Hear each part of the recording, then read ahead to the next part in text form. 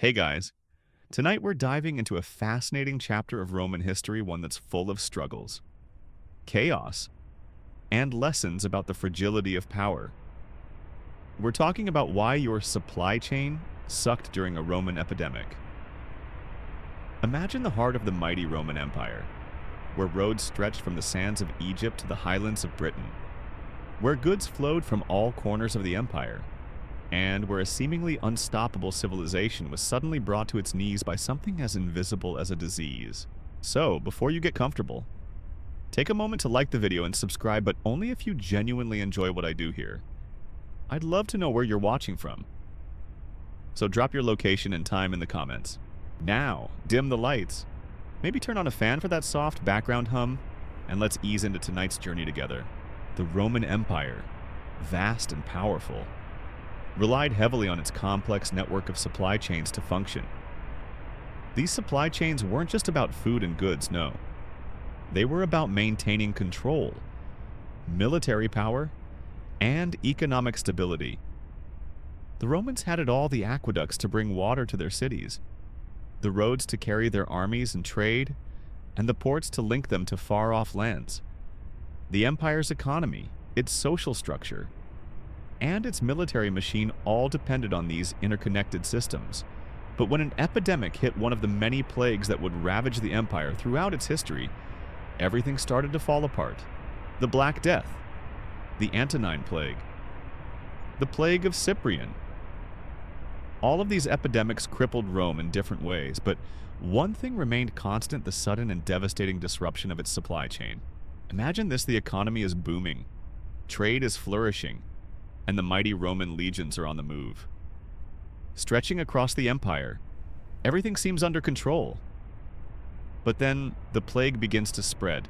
The first thing that's affected transportation, with roads plagued by sickness. Trade routes begin to shut down. Merchants can't travel safely. Ships stay docked, unable to transport goods or troops.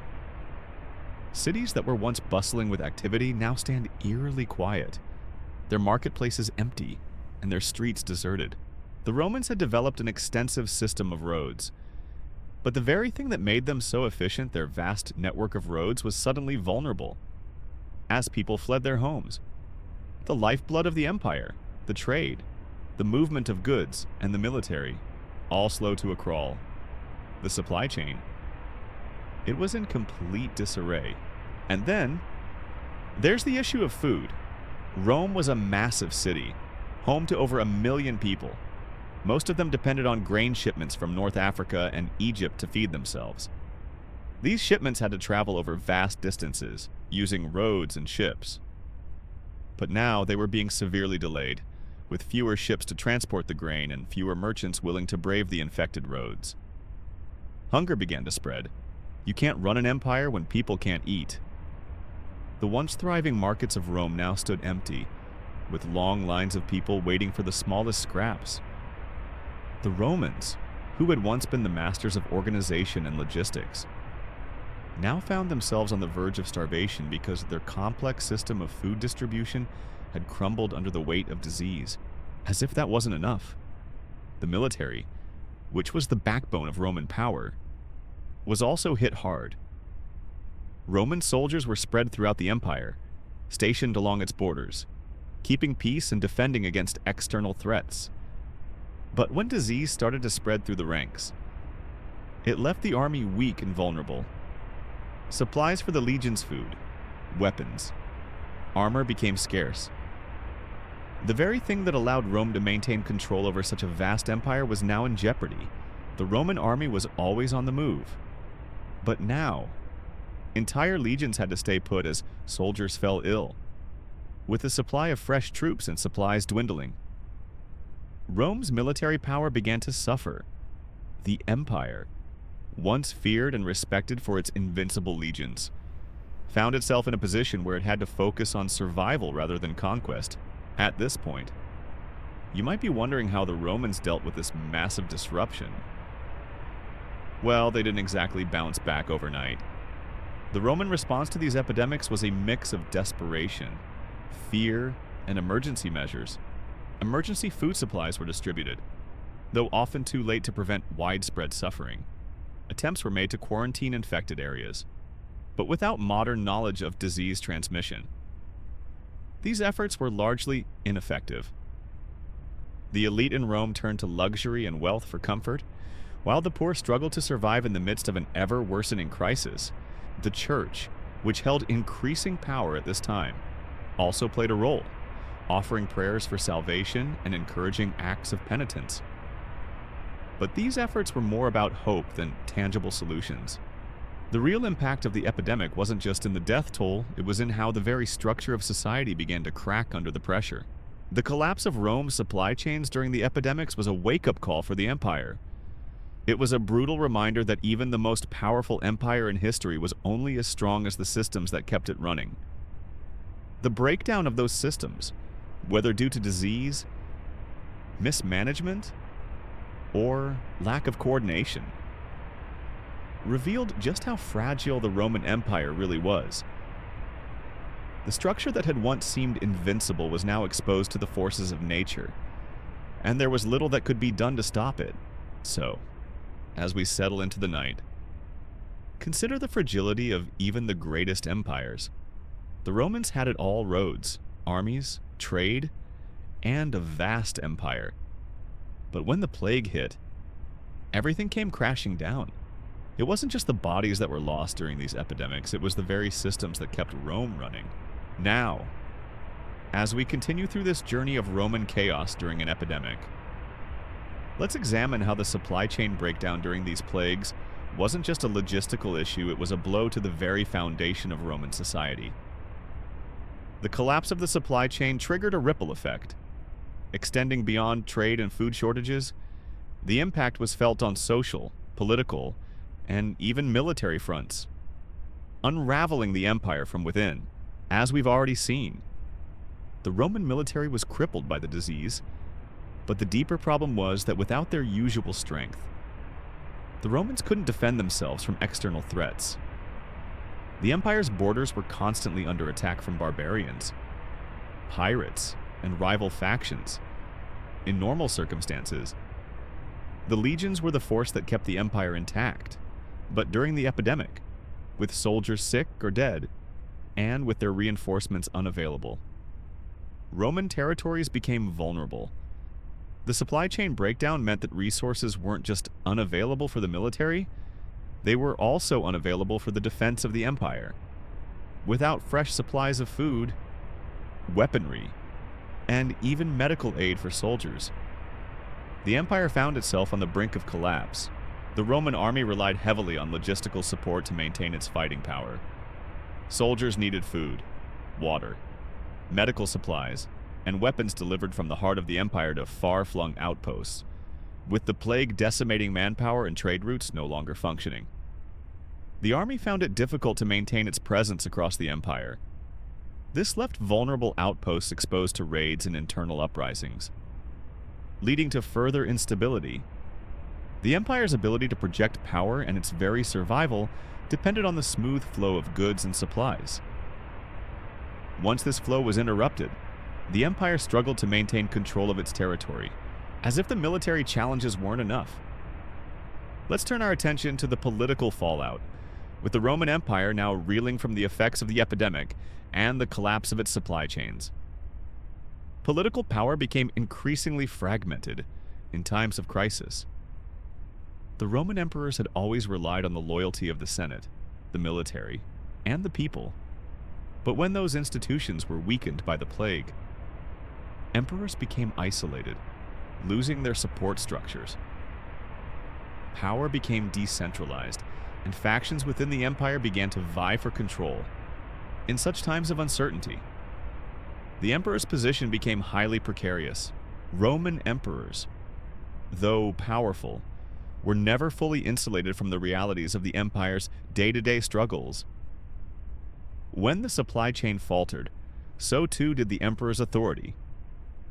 The emperor relied on the military to enforce his will and the grain supply to feed the populace. But when both systems collapsed, their power eroded. This, in turn, allowed rival factions to seize power. These power struggles were deadly. Assassinations became more common as generals, senators, and even the Praetorian Guard saw opportunities to overthrow weak emperors or take control for themselves. We can observe that during these epidemics. Many emperors met untimely deaths not necessarily from the plague itself, but due to internal political turmoil. In some cases, a ruler would be overthrown because he failed to effectively deal with the supply chain breakdown, a problem that many Romans considered to be a direct failure of leadership. To the Romans, an emperor who could not guarantee the proper functioning of the empire's systems, especially in a crisis, was not fit to rule. In addition to political instability, the breakdown of supply chains caused a shift in the daily lives of ordinary Romans, for the people who were already struggling to survive the plague. Things became even more difficult as food and goods grew scarce. The markets, which had once been bustling with merchants selling everything from fresh produce to luxury goods, now stood empty. The once thriving grain trade, which fed the empire's people, ground to a halt, and people in Rome began to starve. The poor, who were already living on the edge, were the hardest hit, while the rich could still afford to buy whatever they needed from the few remaining suppliers. The result: massive social unrest. Riots broke out as hungry citizens clashed with local authorities. The most vulnerable, who had no means of escape or survival, resorted to desperate measures, and crime rates skyrocketed. Cities that had once been symbols of Roman order and prosperity now became battlegrounds, as food shortages and disease turned ordinary people into rebels, looters, and outcasts. This was not just a collapse of trade, it was the collapse of social order, where the most basic needs of survival were no longer guaranteed. Let's take a moment to imagine the psychological toll that this crisis had on Roman citizens. The fear of disease was bad enough, but the collapse of everyday life markets, food distribution, access to resources pushed people to the brink. In a city like Rome, which was once a well-oiled machine of trade and commerce, the inability to access even the most basic of needs created a level of stress and anxiety that can be hard to comprehend today. The psychological strain was immense. People no longer had certainty about tomorrow. Children went to bed hungry.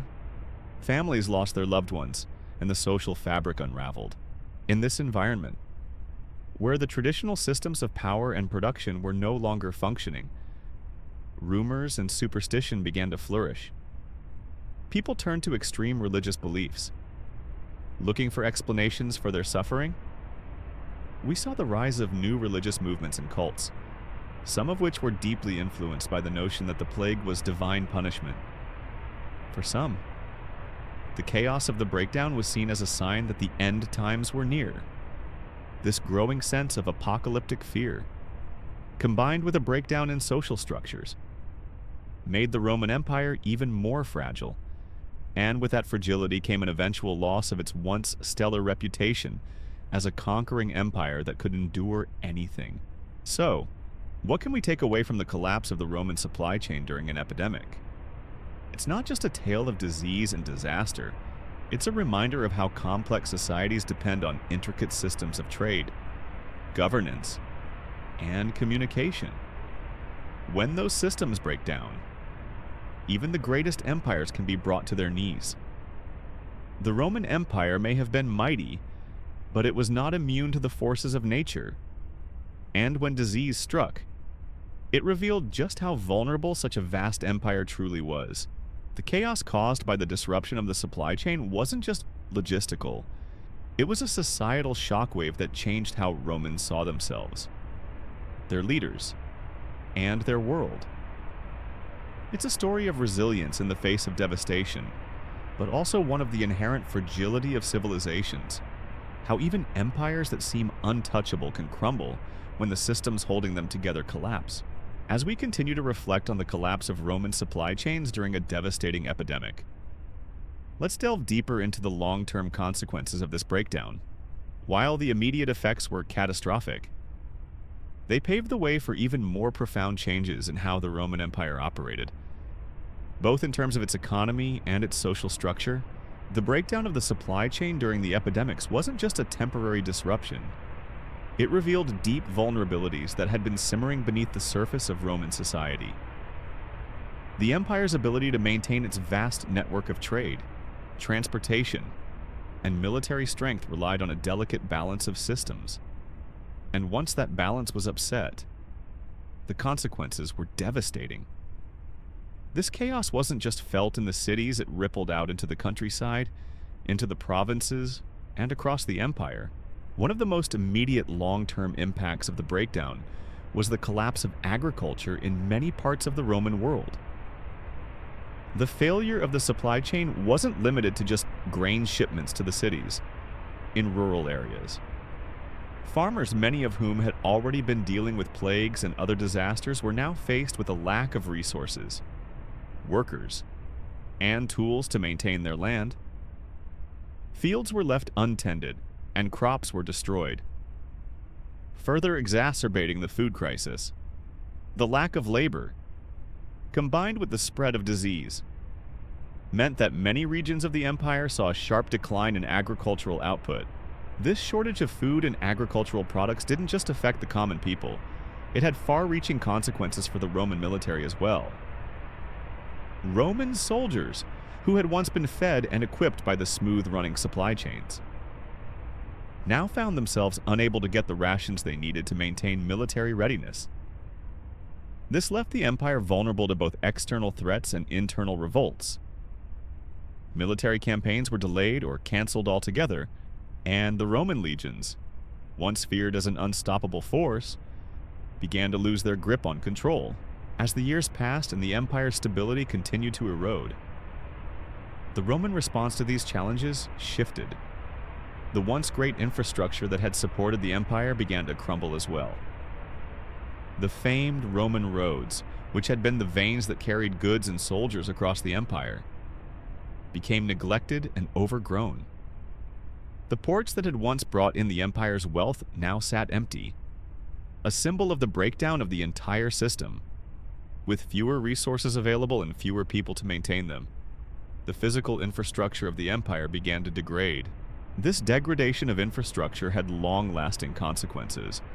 Without efficient transportation and communication networks, it became much harder for the Roman authorities to exert control over distant provinces.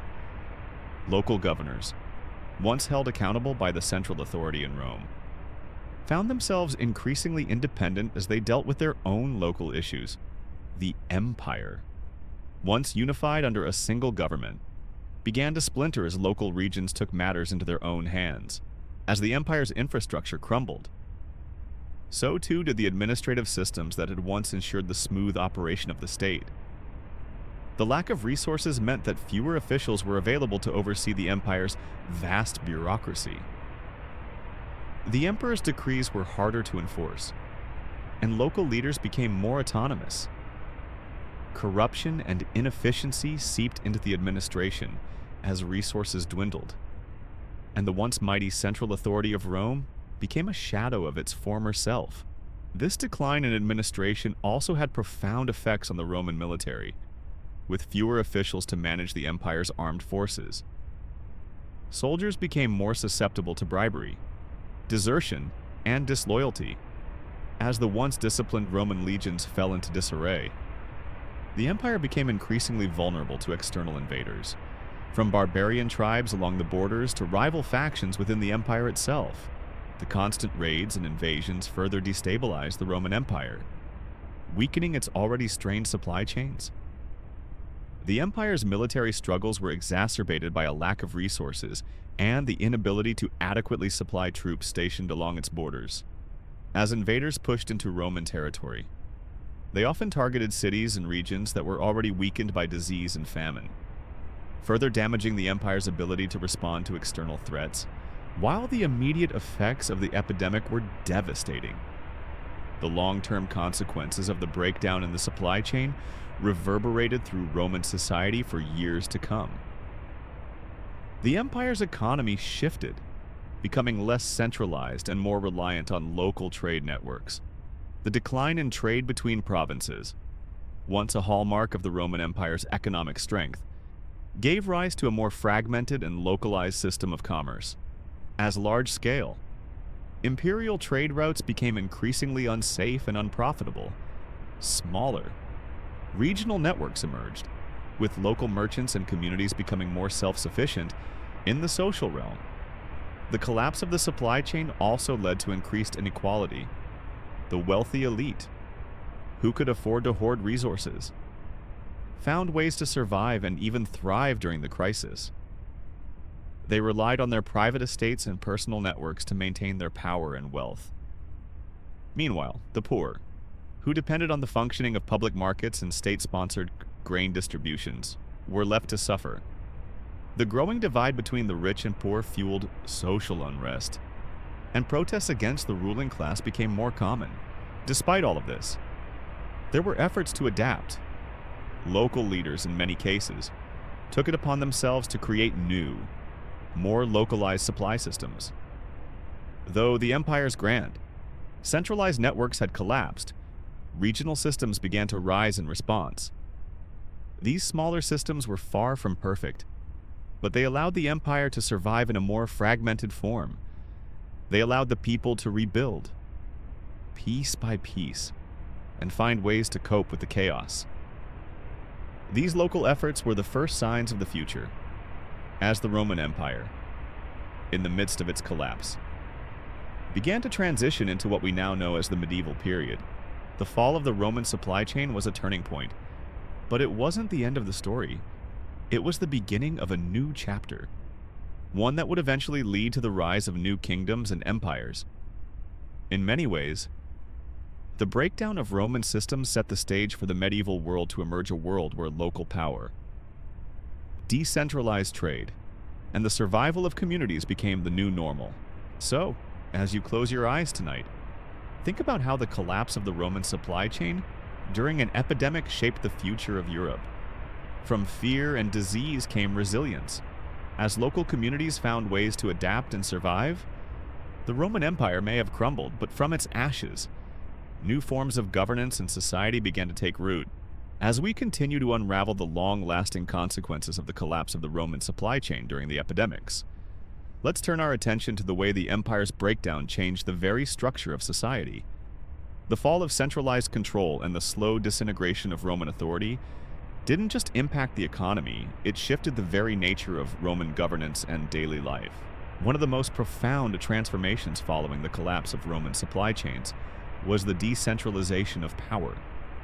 With the empire's once flourishing trade routes, military infrastructure, and agricultural systems crippled, the central authority in Rome struggled to maintain control. Provincial leaders, who had once been subordinates to the emperor, began to take matters into their own hands. They managed their local territories with an increasing degree of autonomy. Becoming less reliant on Rome and more focused on self-sufficiency, this shift marked the beginning of the transition from the Roman Empire to the feudal systems that would dominate medieval Europe. With Rome's power waning, local leaders, landowners, military commanders, and influential merchants took on more control over their domains. This new structure, although initially born out of necessity, eventually became the foundation for the medieval kingdoms that would rise in the wake of the Roman collapse. As we look at the broader picture, it's important to recognize that the fall of Roman supply chains was not merely an economic issue, it was a social issue as well. The breakdown in trade and supply systems meant that ordinary Romans faced hardships on an unprecedented scale. With grain shipments disrupted, cities like Rome, which once relied on external sources for food, found themselves in peril. The urban poor, already vulnerable, were hit hardest, with fewer resources and dwindling provisions. Riots and social unrest spread across the empire. Food scarcity became a critical problem, as did the rising cost of basic commodities. The rich, on the other hand, were often able to maintain their standard of living. Their wealth allowed them to stockpile supplies, live off their private estates, and avoid the worst of the disruptions. However, the stark divide between the wealthy and the poor grew more pronounced. This gap, already a feature of Roman society, widened even further in the aftermath of the epidemic and the breakdown of supply chains. The rich controlled the land and resources, while the poor struggled for survival. The social unrest that followed these inequalities led to increased political instability, as we've already seen. The breakdown of Roman authority at the top made room for local rulers and warlords to seize power. These smaller power centers competed for influence, leading to further fragmentation of what was once a united empire. The competition for control wasn't just among emperors, it trickled down to the local level, where even the smallest towns and regions found themselves embroiled in conflict. The collapse of the supply chain also reshaped the Roman military. The army had long been the pillar that upheld Roman power and authority. However, during the epidemics, with soldiers falling ill and supplies running low, the Roman legions were no longer the formidable force they had once been. Even the greatest military might of the Roman Empire could not survive without its supply lines, its food provisions, and its logistical support. The lack of resources for the military had far-reaching consequences.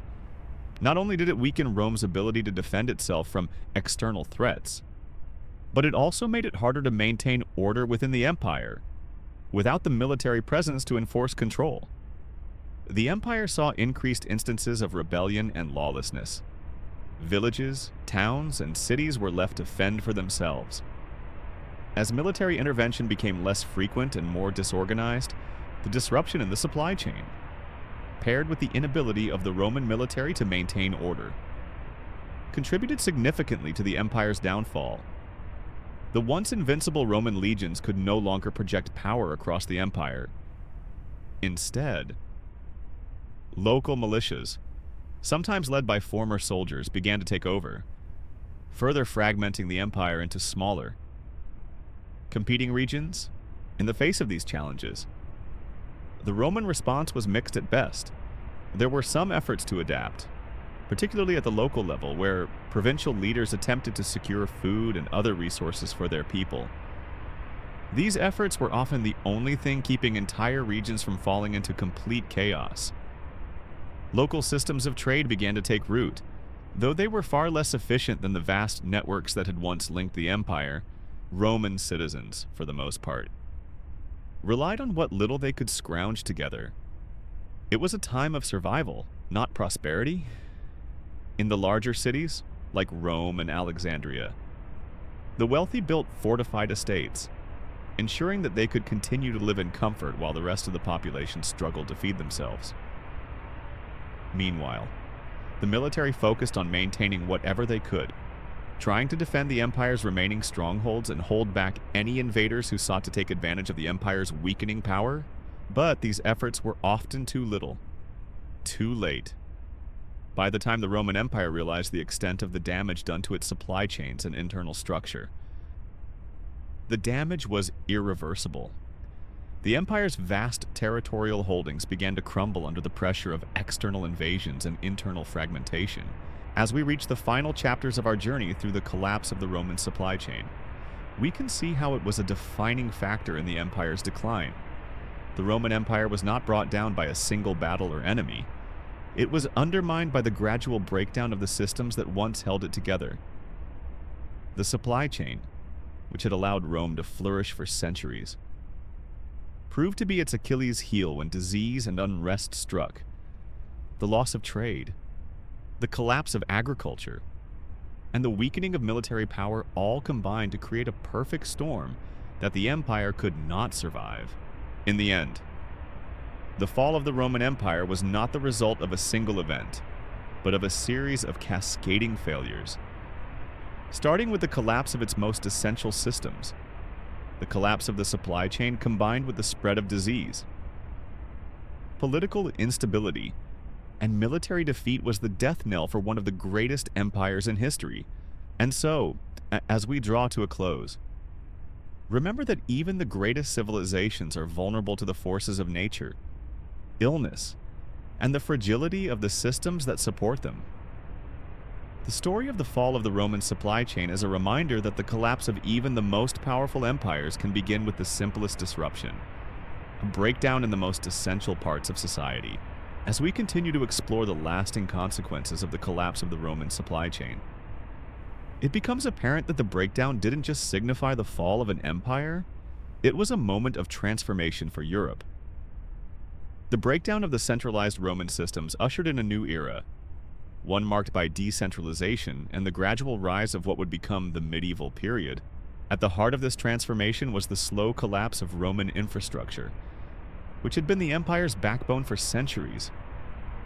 The once mighty Roman roads, which allowed trade, military movements, and communication to flow smoothly across the empire, now lay neglected and crumbling. The loss of these roads and the once reliable transportation systems meant that even if resources were available in some regions, they couldn't be moved efficiently to places where they were needed.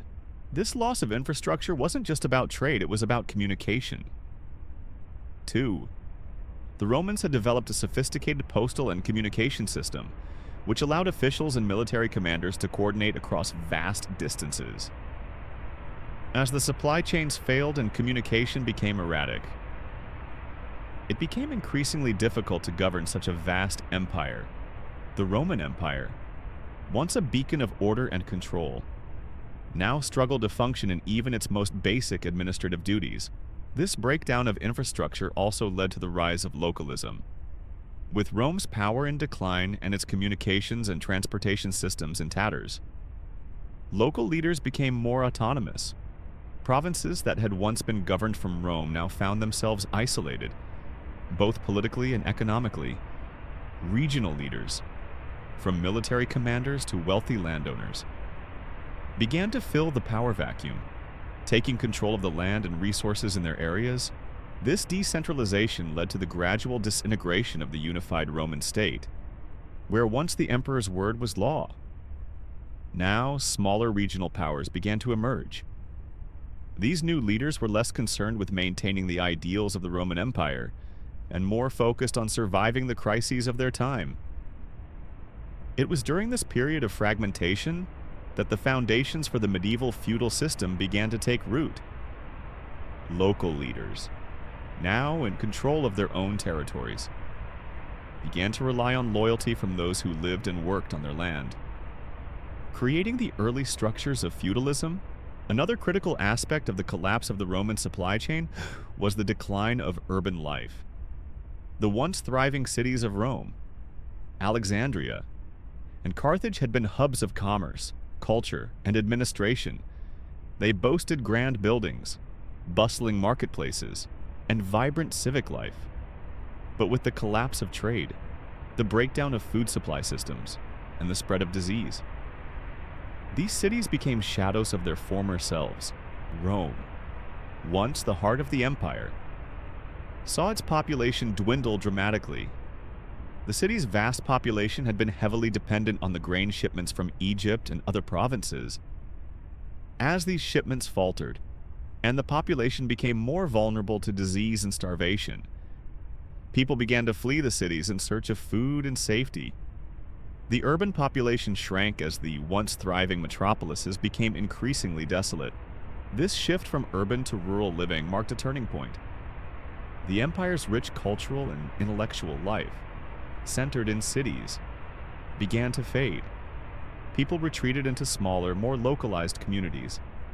The social and economic structures of the Roman Empire that had depended on cities began to collapse, giving way to a more localized, agrarian-based economy. This transition set the stage for the rise of rural manorial estates, where lords controlled large tracts of land, and serfs worked the land in exchange for protection and sustenance. So, as you reflect on the disintegration of Roman supply chains, think about how much of what was once the foundation of Roman life, the infrastructure, the communication, the centralized trade, was simply swept away in the wake of disease and disorder. The collapse of these systems didn't just end the Roman Empire. It created the conditions for something new to rise from the ashes. And what rose from this collapse was not a return to normalcy, but rather the birth of a new world. The fragmentation of power, the decline of urban life, and the rise of local authority were all seeds of the medieval period. The collapse of Roman supply chains led to the formation of the feudal system, where power was decentralized, and local leaders took control of their domains. The empire that once spanned continents gave way to small, self-sufficient regions where loyalty, land, and survival were the main concerns. In a way, the fall of the Roman supply chain mirrored the collapse of the Roman Empire itself. What had once been a powerful, interconnected system, where everything was tied together through trade, roads, and bureaucracy, slowly unraveled in the face of unstoppable forces like disease and war. The empire had failed to adapt quickly enough to these changes, and as a result, it fell apart piece by piece. But from this collapse, new systems began to emerge. The medieval world was shaped by the very forces that had destroyed the Roman Empire, by the need for localized power, by the shift toward agrarian economies, and by the breakdown of centralized authority. While the Roman Empire may have fallen, the legacy of its systems and the struggles it faced during its decline shaped the future of Europe in ways that are still felt today. As you settle in tonight, think about the ways civilizations, no matter how mighty, are built on complex systems that can be disrupted by forces beyond their control.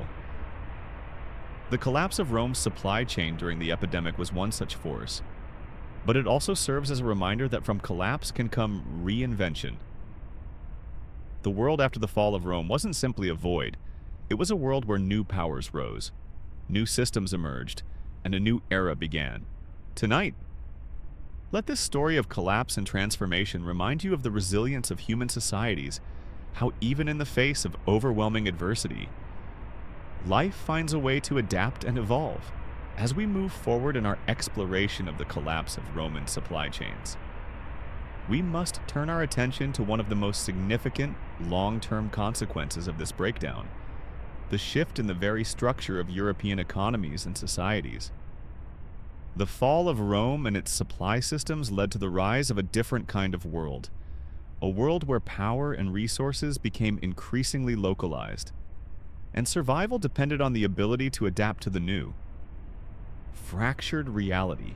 The fall of the Roman supply chain was not just about the physical infrastructure, roads, ports, and aqueducts that collapsed, but also the societal structures that had once held together this massive empire. Rome's economic system, which had been based on the free flow of goods and people, now gave way to a new, more isolated and fragmented world. The great trade routes that had connected the Roman Empire to the rest of the world were severed, and the bustling cities that had once thrived were left in ruins. In the aftermath, one of the most striking changes was the rise of manorialism. As the Roman Empire fragmented and centralized control weakened, local landowners, known as lords, began to take on greater power. With the Roman economy and military system in disarray, these local leaders stepped into the vacuum, controlling the land and the people who worked it.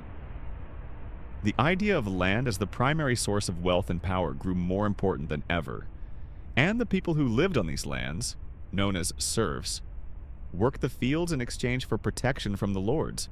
This shift to manorialism marked a significant departure from the Roman way of life, where urban centers, trade, and military power had been the foundation of the empire's strength. Now, it was the local economy, the exchange of labor for land, that took center stage. Large estates, often inherited by the descendants of Roman landowners, became self-sufficient units, providing food, goods, and protection to their inhabitants. But manorialism was not without its challenges. The lack of a stable supply chain meant that the wealth of these estates was dependent on unpredictable agricultural output. A bad harvest, a raid by a neighboring tribe, or another outbreak of disease could easily ruin everything. The decentralized nature of this system made it incredibly vulnerable to internal strife and external threats. And yet, it was this very system that would dominate much of medieval Europe. Beyond the rise of manorialism, the collapse of Roman supply chains also led to the decline of international trade. During the Roman Empire's heyday, goods from all corners of the empire, grain from Egypt, wine from Gaul. Silk from China flowed into the heart of Rome and its provinces. The empire's roads and ports made trade easier, and the economy was vibrant and interconnected. But with the collapse of the supply chains, trade routes became unsafe. Cities fell into disrepair, and the once thriving network of commerce was disrupted. As the Roman Empire fragmented, the Mediterranean world, once a hub of trade and interaction, became much more isolated. People began to rely more on local goods and services, and the scale of trade that had once been a hallmark of Roman prosperity became a distant memory. The collapse of these trade networks meant that fewer goods reached the markets, and the economy became less dynamic. It also meant that cities that had once been centers of wealth and commerce began to decline. Rome, once a beacon of culture and power, was no longer the thriving metropolis it once was. The loss of trade and resources, combined with the effects of the plague, left the city in a state of decay. Other great cities of the empire, like Alexandria, Carthage, and Antioch, also experienced a dramatic decline as their economic lifeblood, the flow of goods, slowed to a halt.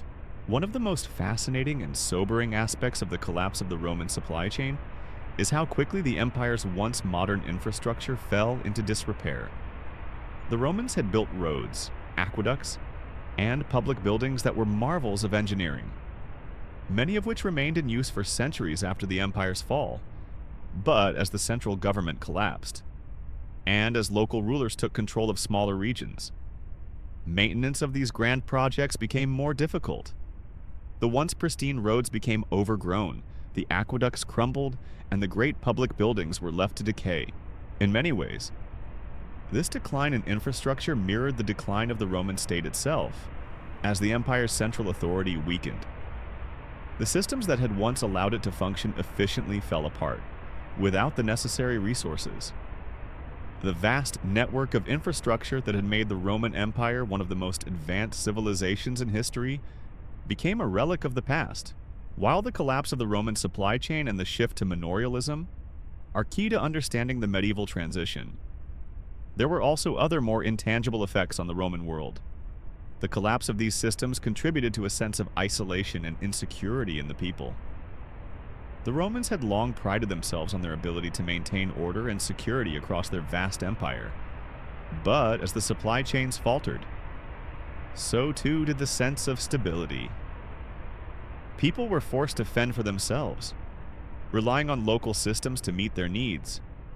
Trust in the broader empire eroded, and with it, the sense of unity that had once held the empire together. The collapse also had a cultural impact. The grand achievements of Roman civilization architecture, art, literature, and philosophy began to fade from the collective consciousness. While these intellectual and artistic traditions would be preserved in some form by later generations, the disruptions of the collapse meant that much of what made Roman culture unique was lost. The shift from a highly organized, centralized society to one that was decentralized and agrarian meant that cultural life took on a different form. Local traditions and customs began to replace the high culture of Rome. But amidst this decline, something remarkable also began to take shape. The collapse of the Roman supply chain and the fall of the empire did not mark the end of European civilization. Rather, it marked the beginning of a new chapter. The Middle Ages, with all its challenges, was born from the ashes of Rome. Local kingdoms rose up, often replacing the centralized power of Rome. Over time, these new states would evolve into the nations we know today. The collapse of Rome's supply chains then serves as both a tragic and transformative moment in history. It marked the end of an era, but also laid the foundation for the rise of new systems of governance, economy, and culture. While the Roman Empire could no longer survive as it once had, the legacy of Rome's infrastructure, its ideas, and its people would persist in new forms for centuries to come. As you settle down tonight, think about how the collapse of Rome's supply chain, though devastating, was a pivotal moment in history. It reminds us that even in the face of destruction, New systems, cultures, and ideas can emerge. The story of Rome's fall is not just one of loss, but of transformation and rebirth. And in the end, from the ruins of the Roman Empire, the seeds of modern Europe were sown as we move forward in understanding the impact of the collapse of the Roman supply chain. It's vital to explore the cultural and intellectual transformations that occurred as a result of this breakdown. While the immediate effects were devastating, plunging the Roman world into chaos, the longer-term consequences laid the foundation for the emergence of a new European world. It's easy to see the fall of Rome as the end of an era, but in reality, it was the beginning of something profoundly new. After the collapse of Roman infrastructure and supply chains, society began to shift away from the grand urban life that had defined the empire. The Roman cities, which had once been hubs of intellectual activity, now fell into disrepair. No longer was the Roman Forum filled with scholars and orators, nor were there bustling markets or libraries brimming with knowledge. Instead, people retreated to more isolated rural areas, where local economies and small villages took precedence over the once mighty urban centers. The shift from urban to rural life wasn't just a physical relocation, it was a cultural transformation. Roman citizens, who had long prided themselves on their public life in cities, now found themselves adjusting to a more agrarian existence. Localism took root as the key economic and political unit, while this period is often viewed as one of cultural decline. It's important to recognize that the fall of Roman supply chains also paved the way for the development of new ideas and ways of life. The intellectual world of the Roman Empire, which had once been centered on law, philosophy, and rhetoric, now found new life in the monasteries that began to rise in the wake of the empire's collapse. As urban life dwindled, these monasteries became the centers of knowledge, learning, and culture. They preserved many of the ancient texts of the Roman world, safeguarding the knowledge that had been so central to Roman identity. The monks and religious scholars who ran these institutions became the keepers of Roman history, law, and science. They copied ancient manuscripts, transcribed religious texts, and kept the flame of Roman learning alive during a period when the physical infrastructure of the empire had decayed. While much of Roman intellectual life disappeared with the fall of the empire, these small, isolated centers of learning ensured that the core of Roman knowledge wasn't lost. In many ways, the monasteries became the new hubs of Roman thought, while they were no longer the bustling, grand libraries of Rome. These small, quiet places played an essential role in keeping the Roman intellectual legacy alive. The monks, in a sense, became the bridge between the Roman world and the Middle Ages, ensuring that the teachings of the empire were passed on to future generations. Another aspect of the cultural transformation brought on by the collapse of the Roman supply chain was the rise of the Catholic Church as the dominant spiritual and political force in Europe. As the centralized power of the Roman Empire weakened, the Church began to fill the void left by the collapse of imperial governance. The Church's influence expanded, becoming the unifying force in a fractured world. Its network of bishops, priests, and monasteries connected the various regions of Europe, providing a new kind of stability. The Church's ability to manage the distribution of resources, particularly food and other essential supplies, was pivotal in a time when traditional supply chains had broken down. In the absence of a powerful centralized government, the Church became a provider of both spiritual guidance and material support. It oversaw the distribution of aid to the poor and sick, a role that was especially crucial during times of plague and famine. While the Roman Empire had relied on military strength to maintain order, the Church's authority rested on its spiritual power. In the centuries following the fall of Rome, the Catholic Church would become the central institution that held Europe together, both politically and culturally. It was the Church that helped preserve some sense of unity in a world that had been splintered by the collapse of the empire's systems. However, the fragmentation of the Roman Empire also led to the rise of new forms of governance that would eventually replace the Roman political structure. feudalism, the system where local lords controlled land and resources in exchange for loyalty and service, took root as the new dominant form of government in Europe. This system, though very different from the centralized Roman Empire, offered a degree of stability in a world where larger, more complex systems of governance had faltered. Feudalism emerged as a response to the lack of central authority. In the absence of a functioning Roman state, local leaders took control of their own territories, creating a decentralized political system where power was held by those who could control land and people. This system, while often brutal and inequitable, provided the foundation for medieval European society. The feudal system also introduced a new economic structure, with the majority of the population working the land as serfs. The collapse of the Roman supply chains had undermined the traditional economy, but the new agricultural system of feudalism ensured that people continued to work the land, providing food and resources for their local communities.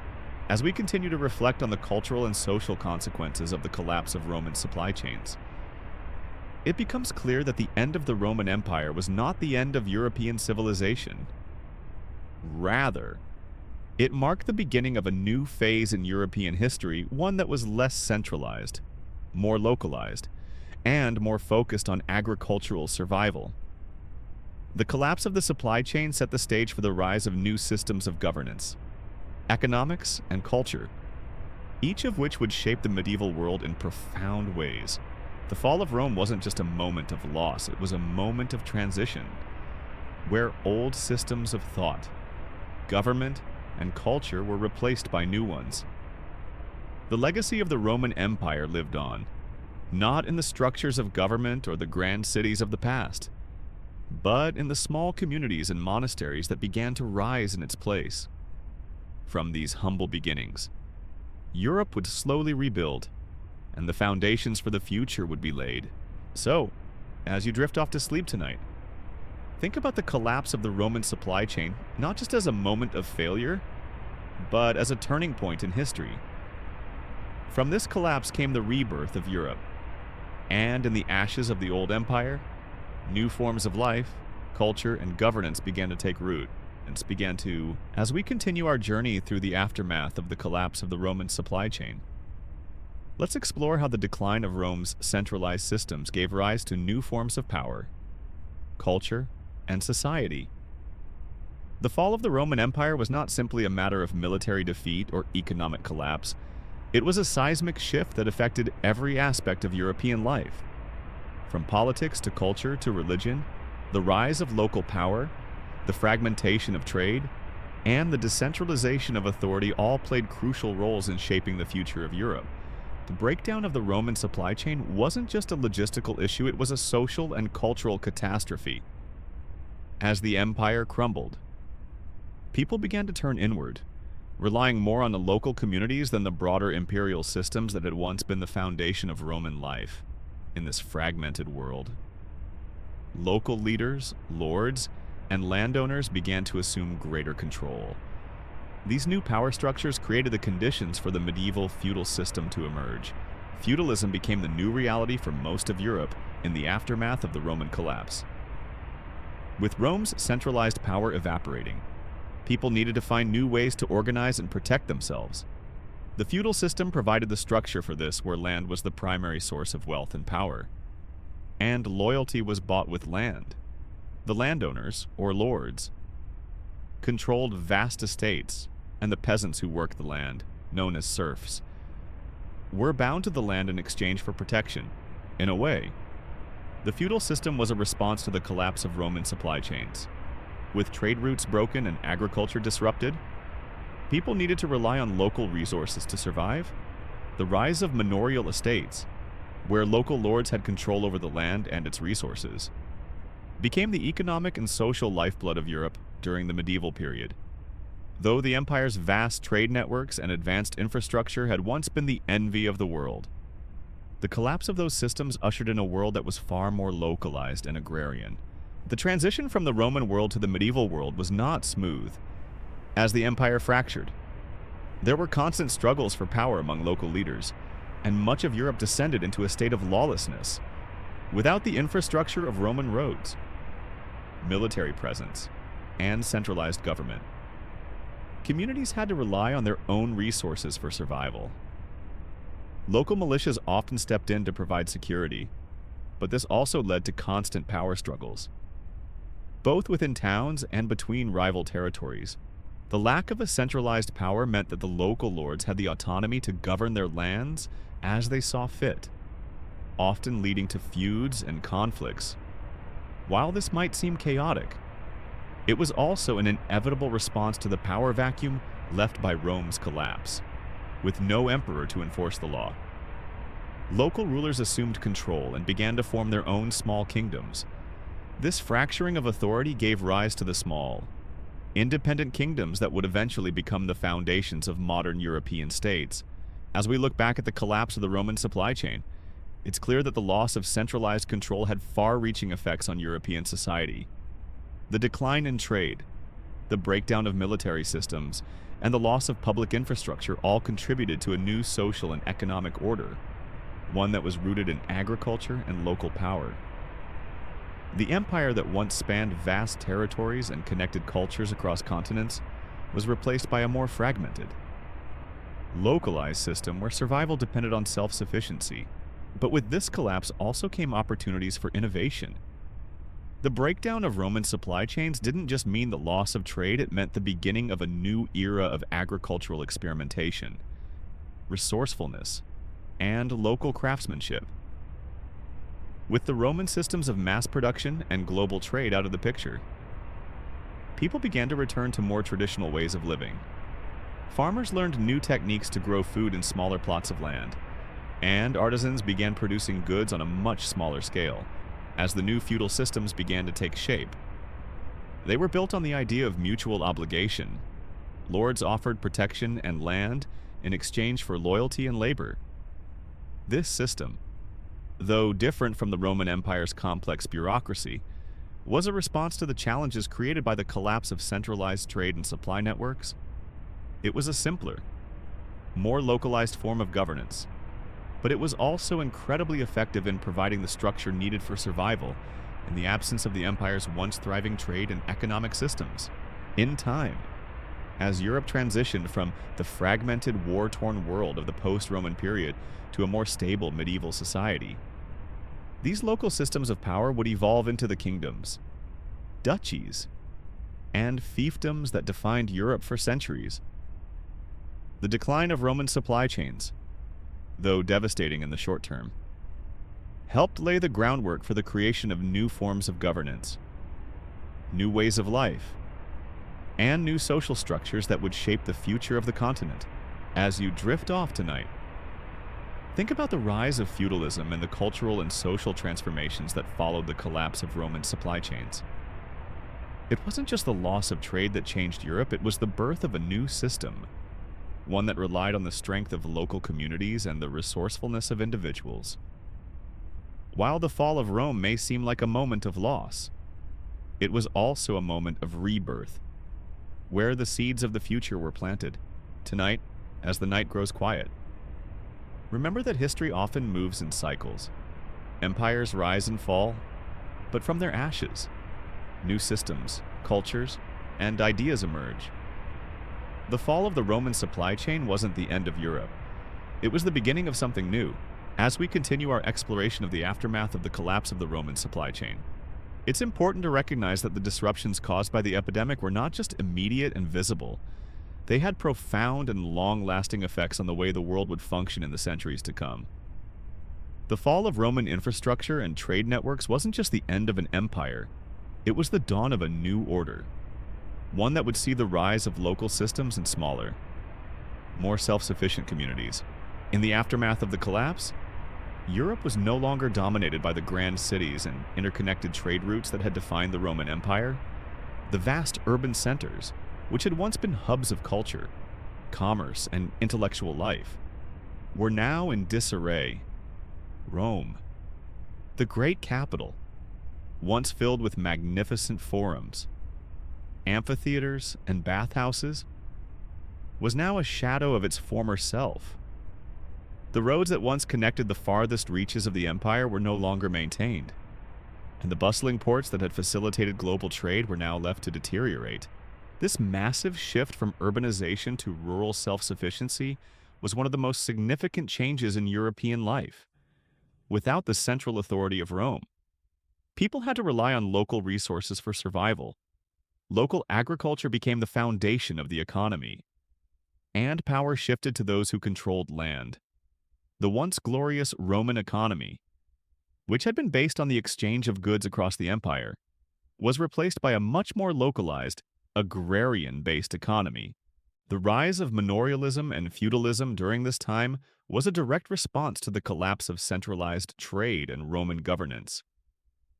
These new systems allowed for a level of stability. Even in the absence of large-scale infrastructure, local lords took on more power, managing their own lands and protecting their people.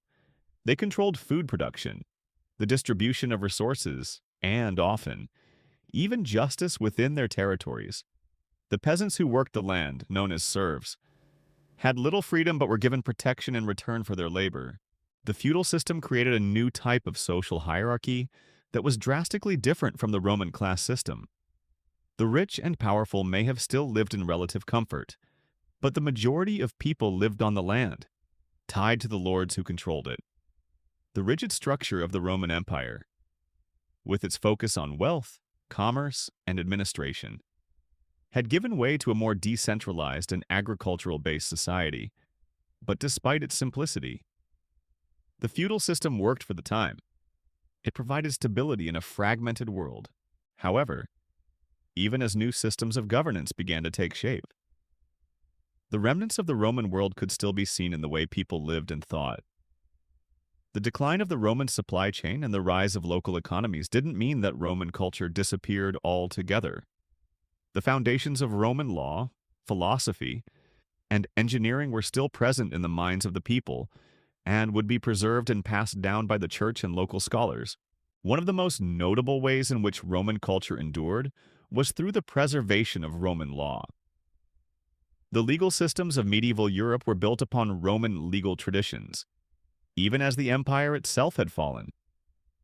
Roman legal concepts such as property rights, contracts, and the protection of citizens were integrated into the feudal and early medieval legal systems. Roman law lived on in these new forms, providing a framework for governance. Despite the collapse of the empire, the intellectual heritage of Rome was also preserved, albeit in a more fragmented way. The great libraries and centers of learning that had once been the pride of the Roman world were now gone. But monks in monasteries continued to copy manuscripts and preserve ancient knowledge. The Church, which had grown in power in the wake of the Roman collapse, took on the responsibility of safeguarding the intellectual legacy of the empire.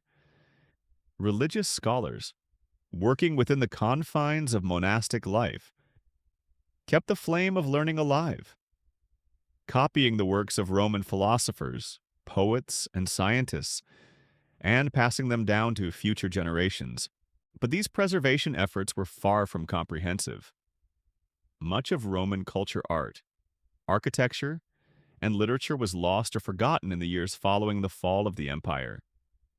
The grandeur of Roman civilization, its magnificent public buildings, its monumental sculptures, and its awe-inspiring art, all slowly faded into memory as the empire's borders shrank and its resources dwindled. Despite the loss of much of Roman culture, the influence of Rome remained visible in the foundations of medieval society, from the remnants of Roman law to the teachings of ancient philosophers.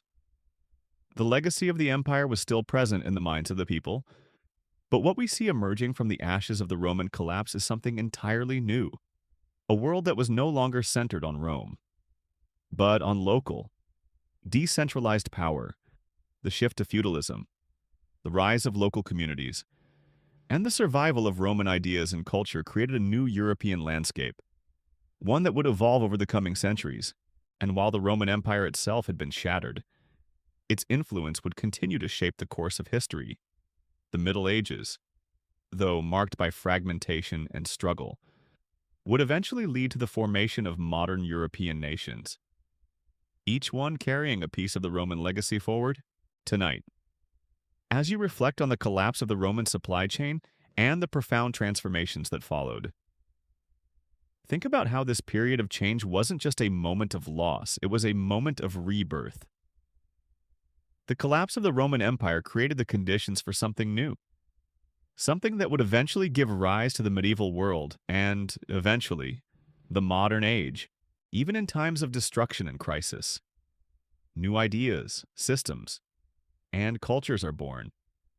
The Roman supply chain may have crumbled, but from those ruins, a new Europe was born. This is a story of resilience and rebirth, a reminder that even in the darkest of times, there is always a way forward. As we reach the final chapter of our exploration into the collapse of the Roman supply chain and the transformation of Europe, we must take a step back and reflect on the deep implications this event had on the future of civilization.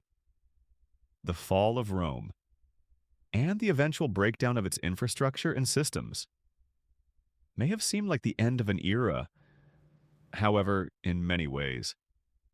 It set the stage for the medieval world and the subsequent rise of modern Europe, the collapse of the Roman supply chains, which had once been the backbone of a vast and connected empire, exposed the vulnerabilities of centralized power, the failure of trade, the breakdown of agriculture, and the weakening of the Roman military all revealed just how fragile the empire's success had been. What was once an interconnected, sophisticated society quickly descended into a more localized and fragmented world, where survival depended on self-sufficiency and community support. This transformation was not just economic, it was social, cultural, and political. The rise of manorialism and feudalism, the decentralization of power, and the shift from urban life to rural communities marked the beginning of a new European order. The centralized Roman systems of governance, military strength, and trade were replaced by a more fragmented, local system where power was held by lords, and survival depended on land, loyalty, and protection. The loss of Roman infrastructure, the roads, the ports, the aqueducts may have been one of the most tangible signs of the empire's collapse, but it was also symbolic of the deep social changes that took place in the aftermath.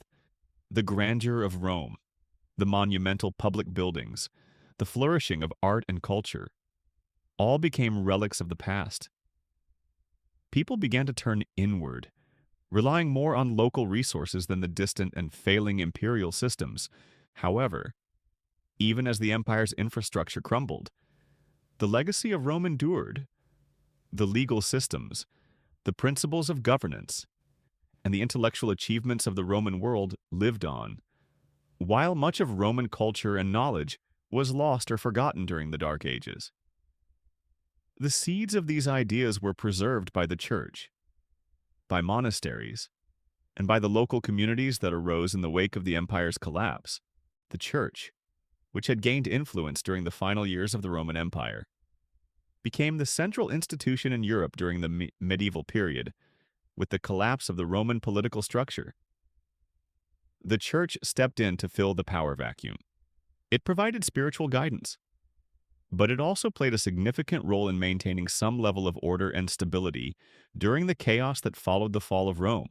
The Church's ability to control resources, provide education, and maintain some semblance of social order allowed it to become the unifying force in a fragmented Europe. Religious institutions, particularly monasteries, became the custodians of Roman knowledge and culture. It was in these monasteries that the works of Roman philosophers, scientists, and poets were preserved, copied, and passed down to future generations. In a way, the Church became the bridge between the Roman world and the medieval world, ensuring that the legacy of Rome wasn't lost entirely.